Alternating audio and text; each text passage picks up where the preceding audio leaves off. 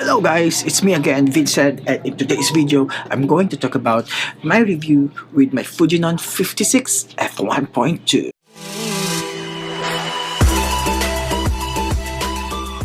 So I just want to make things clear that in this review, I'm not going to talk about the technicality of this lens, but rather, I'm going to talk about the real-world use of this lens with the sample photos, of course. 56 f1.2 is equivalent to 84mm in full frame.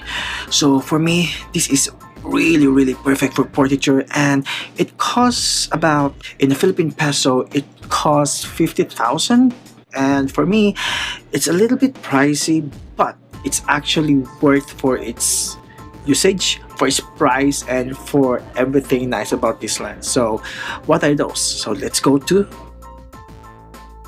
I want to go first to the ease of use and the build of this lens. I love using this lens especially for portraiture and some street photography.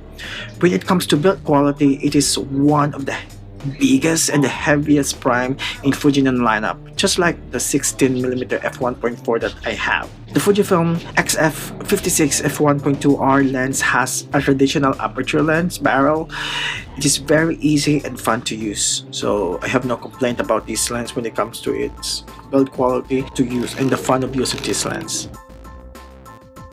When it comes to focusing, this lens has an internal focusing system.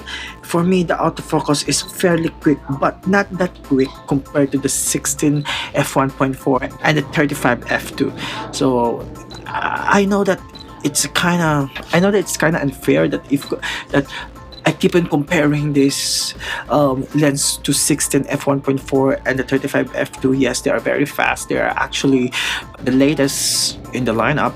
But yeah, I can't compare this to anybody because I don't have any other lenses. Those are the lenses that I can only compare with this lens.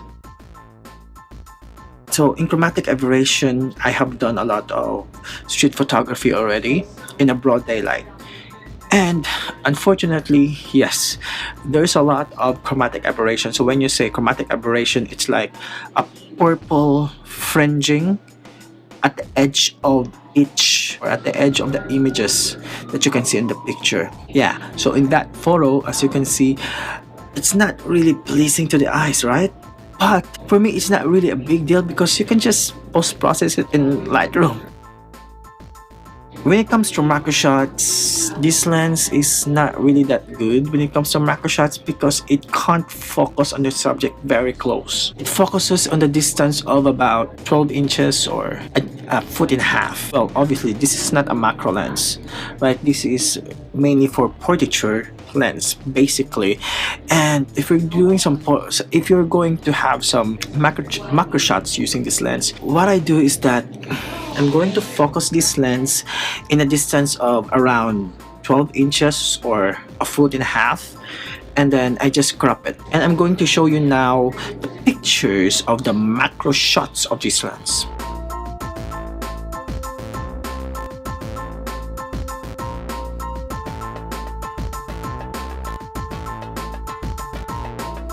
When it comes to sharpness, this lens is very sharp, even at 1.2, right? But of course, if you're going to rise up the number of the aperture, you can actually see a significant difference. Of course, you cannot compare 1.2 to 5.6, right?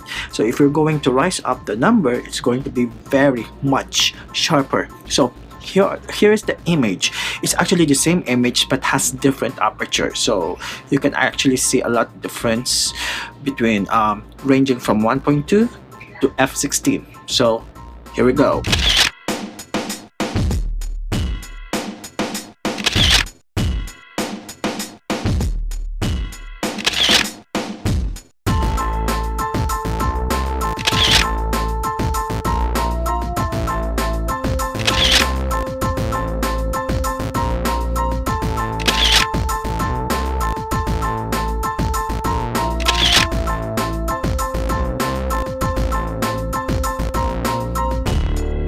So this lens is actually perfect for portraiture. It is very fun to use, though it's not a WR lens, but I have used this under the rain.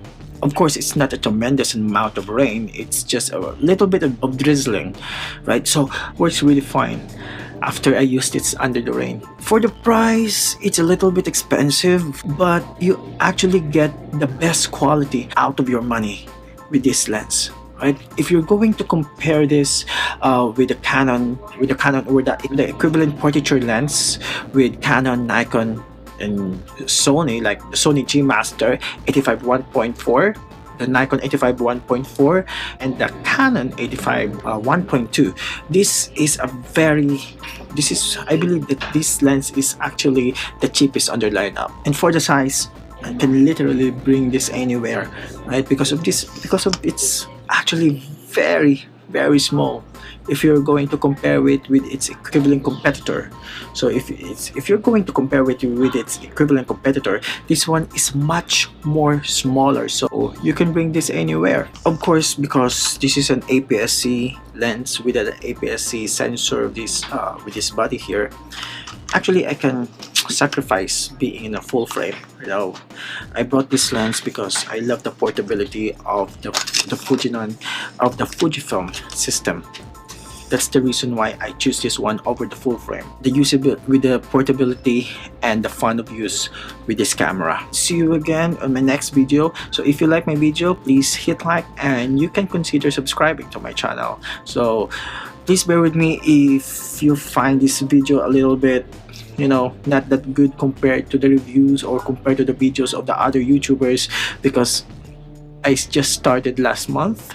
Yeah, but I'm trying my best to become better and practicing every day. So yeah, so I hope that you can.